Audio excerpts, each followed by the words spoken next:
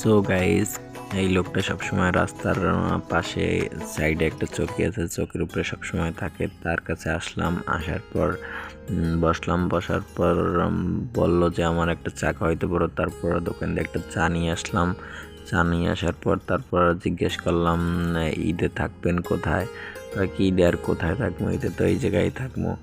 ঈদের মার্কেট হয়েছে, ঈদের মার্কেট কোথায় পামো। তারপর গেলাম, তারপর যাই তার জন্য একটা প্যান্ট আর একটা শার্ট নিয়ে আসলাম। তারপর শার্টটা দেখা অনেক খুশি হয়েছে। তার যাই হোক, তারপর এটা দেখার সাথে সাথে সে হাতে নিয়ে দেখার চেষ্টা করতে আছে, একটু দেখি।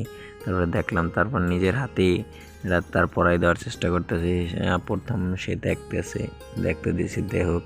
দেখার পর তারপর সুন্দর করে বোতামগুলো খুলে দিছি। খুলে দেওয়ার পর সে পড়তে আছে। কতক্ষণ এইটা ধরে, কতক্ষণ ওইটা ধরে, ধরতে আছে, কতক্ষণ শার্ট ধরতে আছে, কতক্ষণ প্যান্ট ধরতে আছে। যাই হোক, এরকমের সবারই তো ঈদ করার ইচ্ছা আছে।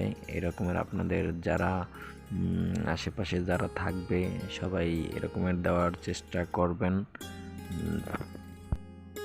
এরকমের দিলে হাজারো পাগল ঈদ করতে পারবে এবং তাদের কষ্টের মুহূর্তটা ভুলে একটু হাসি খুশি থাকতে পারবে ইনশাল্লাহ। আর ইনশাল্লাহ তারা যেন আল্লাহ ভালো করে দেয়, যেন তারা এরকমের পাগল অবস্থায় না থাকে। এরকমের নিজের সামর্থ্য অনুযায়ী অল্প অল্প করে যদি এরকমের পাগলকে সাহায্য করি, যারা এরা তো এরা বোঝে না, তারপর তাদের যদি খাওয়ান লাউন দিই তাহলে এটা অনেক ভালো হয়, সবের কাম হয়। মানুষকে দেখলে মানুষ হিংসা করতে নাই। প্রত্যেকটা মানুষ ওই যে এরকমের তো আমিও হতে পারতাম।